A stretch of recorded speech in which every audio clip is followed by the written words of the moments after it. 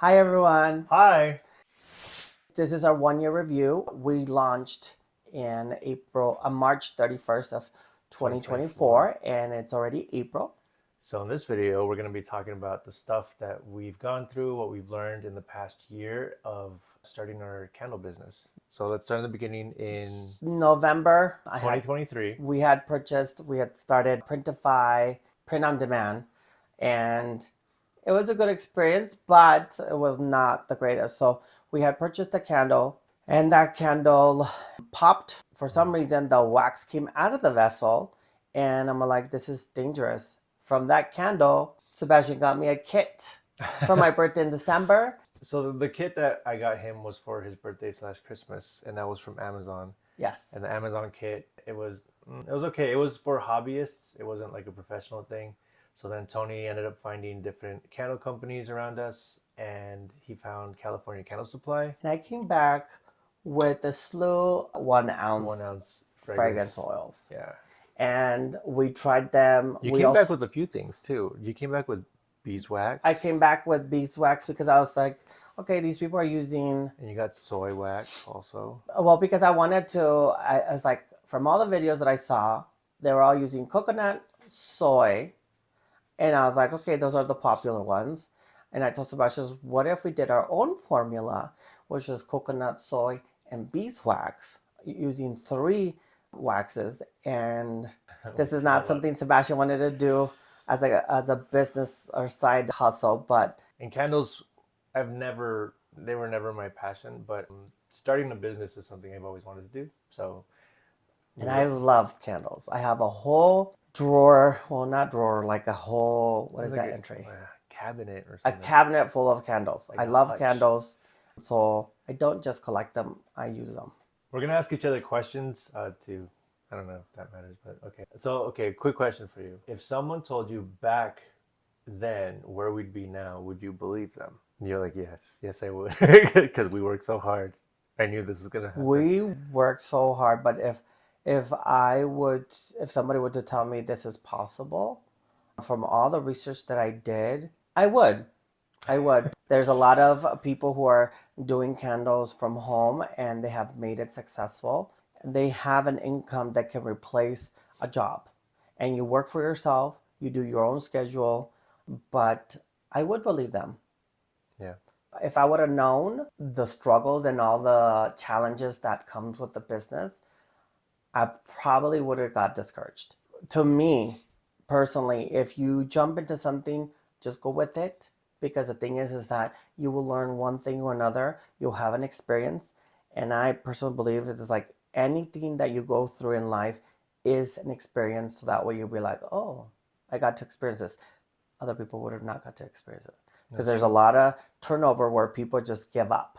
I have friends that they started the business that I didn't even know that they were doing candle business, and they gave up because they said it was so much. It's a lot of work. It's a lot of work, but if you push through, it's rewarding. But also, it's not just the candles. Like, it's not just the candles, because with the candles, you have to learn the back end. So the websites, the social media, the marketing The part, insurance, the insurance, the accounting, yeah, all of it. paying taxes. So it's not just candles; it's the whole business aspect of it that I think becomes overwhelming for people, Especially if you're doing it by yourself. especially doing it by yourself. I don't know how people, and I think we've seen this, like when people start candle businesses, they start it by themselves, and then their partner always has to help them, or Yeah, that's true. they don't become successful. Like, it's always, I'm not saying it's always, but what we've seen, that it usually ends up that one person does it and then the other one helps, because it really is a lot of work making candles. It's not just making candles, it's so much. Like we have both of full-time jobs, and we do this in our free time.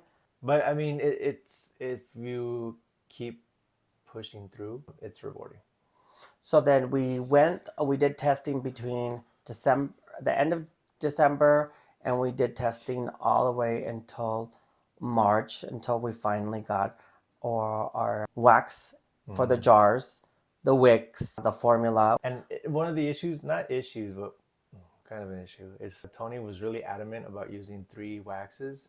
because I had not seen it. So we so we were trying to find a good balance for soy, coconut, and beeswax. Okay, so I'm going Yeah. to ask you a question. Okay. So we went live on March 31st of 2024, and it was a memorable day for me because of my sister who passed away. So that was her birthday, so it's an easy date to remember. So we went live when we got our first order on April 1st. How nervous were you when we got our first order? And we I think it was a mess. I think it was messy for me on my end because I was just like, oh my god, oh my god.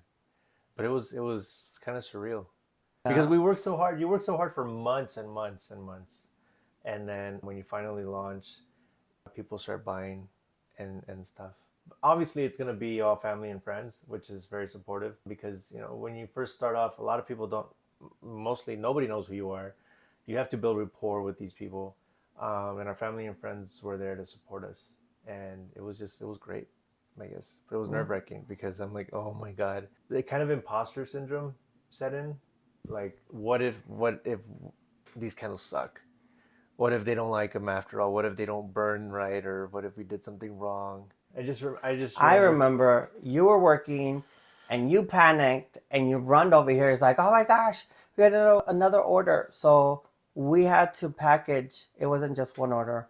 We got multiple orders and we had practice how to package, Yeah, but we never imagined that we were going to as many as we have did. one order of 4 candles. We're like, we did not think that through on the boxing.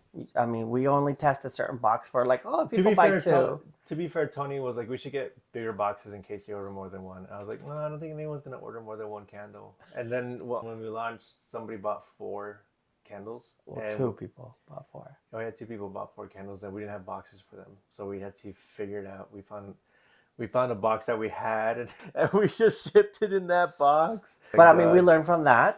And then Sebastian's like, you're right. You should have got another box. So then now we have 4 box sizes in case, because we have so many different sizes in case. We're actually 5 now because of the mini. Yeah. So Okay, so I delivered all the boxes to UPS. Just because it's closer to us, we have a PO box there. I remember the emotional feeling. I got teary. I got emotional. The sense of the support and love, and I'm still oh, getting emotional now. But it was so surreal that I had to take a minute in the car to be thankful. So thank you. Well, I didn't think I was getting emotional. But other than that, we launched. We did our first, that was one of our big month launch. And thank you for everybody for supporting us. It means a lot to us. And that was our launch. so that was April, and then May, and we throughout the months we were trying to figure out social media and how to market ourselves and on Instagram and on YouTube and stuff. And we That had is so time consuming. yeah, oh, yes. Okay, fast forward to June. We did a Pride collection. We had these vessels, these rainbow vessels for Pride, and they came in these boxes right here. And for June, my cousin reached out to us and asked if we wanted to sell them at LA Pride, and we did. Unfortunately, we were out of town. We had already plans to go up to see family, and so he sold them out there, and he sold a lot more than we thought we were gonna sell. Yeah. And then that was another experience because we had to figure out, it's like, how is the payments going to work? Venmo and all this. But that was a great experience. We sold to strangers, which was so rewarding because it wasn't people that we knew. So Yeah, that was a great experience too. from when we launched, it had just been mostly family and friends, and then it became like acquaintances and people we kind of knew, and then for Pride, it became strangers, and that Yeah. was cool. I was like, okay, the first time we ever sold to somebody who we didn't really kind of know. Yeah. How did you feel about it, about being in LA Pride or candles? It was a great feeling when our cousin informed us that he had sold. We're like, oh my gosh, and having that feeling being out of town because we couldn't be there.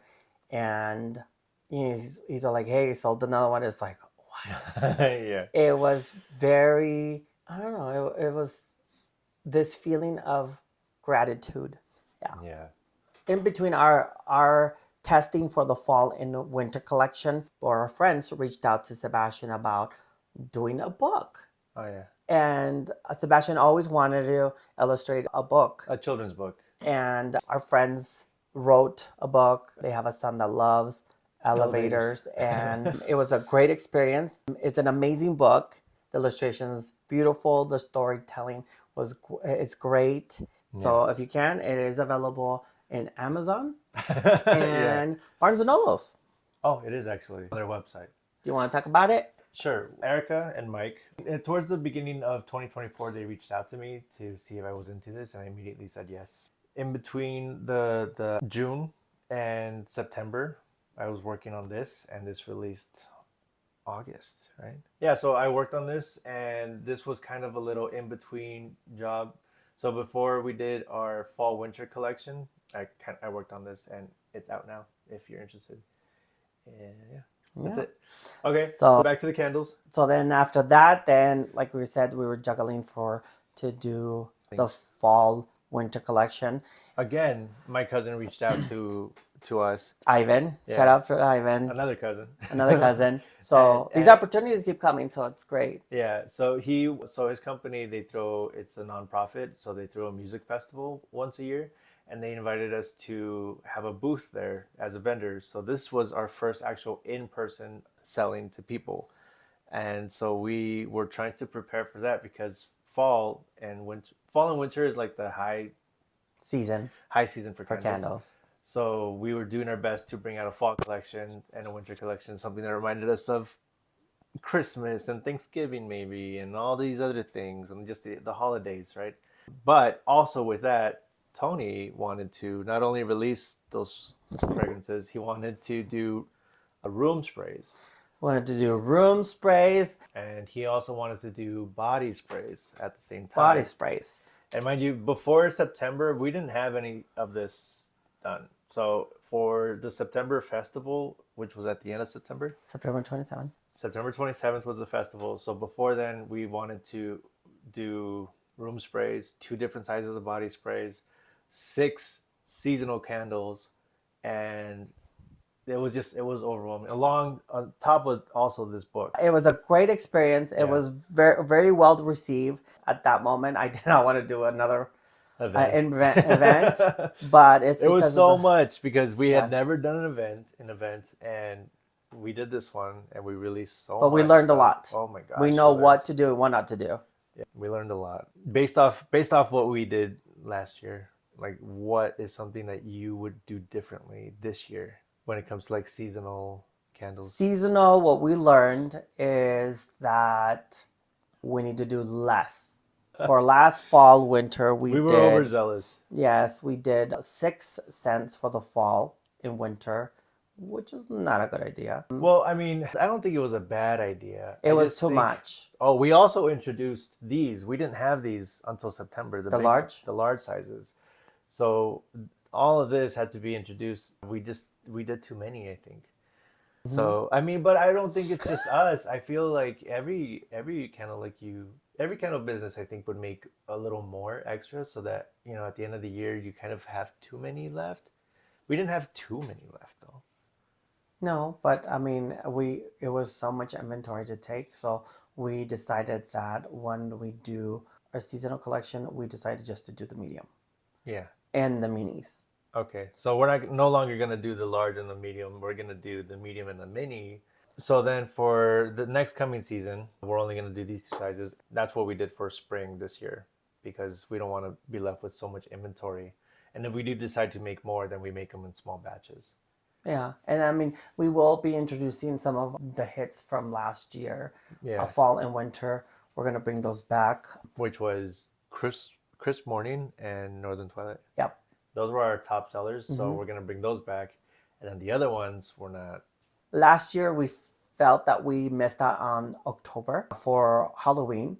Oh. There was a lot of like, oh, you guys gonna make one? It's like, no, we didn't do it, and it was so late that we couldn't do testing to see. We did buy some and we considered it, but we didn't. But this year we are going to. Between the event, the music festival, and Christmas, we had custom order. Oh my goodness, that's true. We had a custom order that took us kind of months to figure out. A client and her dad actually came over, smelled a bunch of fragrances, and they were looking for like a floral kind of rose, but not too rose heavy, They decided on the fragrances, and we made the candles. We did a bunch of tests, and we ended up making the candles for them. And it was amazing because that they got to come to our home, smell all the fragrances and create their own, which was it was so meaningful. And then from there we did ask her if we could use that candle for our Valentine's collection yeah, because it was so thoughtful. but also the fragrance itself was so good. It wasn't heavy. It was this nice, beautiful,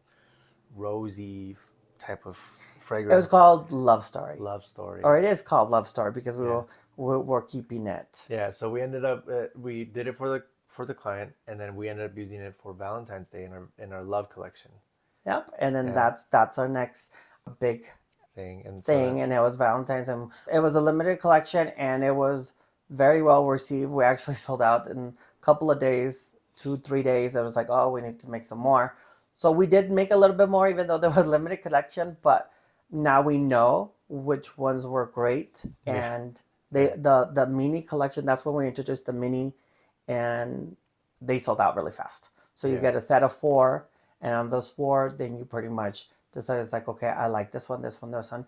And then that allowed the client to be like, you know what, let me move up to the bigger one to last longer. And then from there, then it was our 1 year, March 31st of 2025. If we could give a piece of advice to someone starting out, what would it be?